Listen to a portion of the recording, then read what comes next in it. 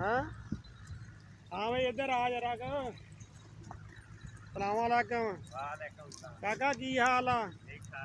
ठीक ठाक हाँ ये आ बकरे दे पहला दस किहड़ी नस्ल दा है अंबरसरिया तुसीं भी अंबरसरिया ही है मैनूं लगदा हाँ ये अंबरसरिया बकरा ते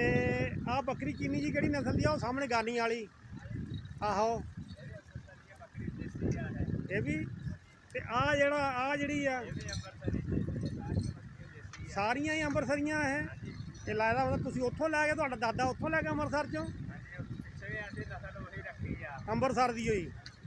ते यह अंबरसरों तुहाडा किहड़ा पिंड सी पिंड किहड़ा सी अंबरसर च हाँ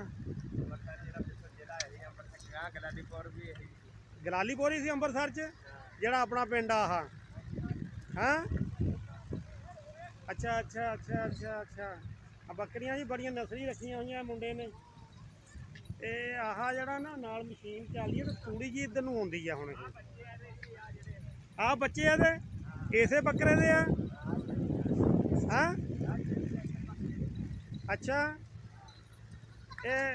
इसे बकरे दे ना ये इसे बकरे की नस्ल आ है पिछे पिंड तुहाडा गलालीपुर ही सी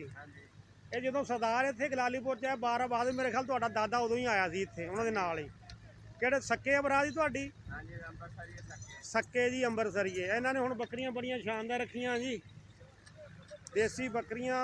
किदां झोले लाए हुए ते गानियां पाइयां होईयां ते बकरियां भी ये दसदे आ भी साडे दादा उदों अंबरसर चों लैके आया सी उही नस्ल साडे कोल चलदी आउंदी आ हैं जी हाँ देसी टंगिया च की करदे आ चाह कित्थे किहड़ी अच्छा जी हर चीज़ नाल रखी हुई है किहड़ी बकरी अच्छा एदा दुध चोना तू किहड़ी दा हाँ एदा दुध चोना किन्ना क दुध दे दिंदी है हाँ माशाअल्लाह बकरी बड़ी है थान देखो जी बकरी दे चड्डा देखो बकरी दा दे दिंदी 3 किलो दुध एक टाइम का माशाअल्लाह अच्छा जी चलो जी ठीक है जी बकरी नस्ल तुहानूं दिखाउणी सी बड़ी वधिया नस्ल दीयां बकरियां है बड़ी शौक नाल रखियां होईयां गानियां पाइयां होईयां हैं जी बहुत सामभदियां बकरियां देसी बकरियां है चलो जी रब रखा सोने रब दे हवाले।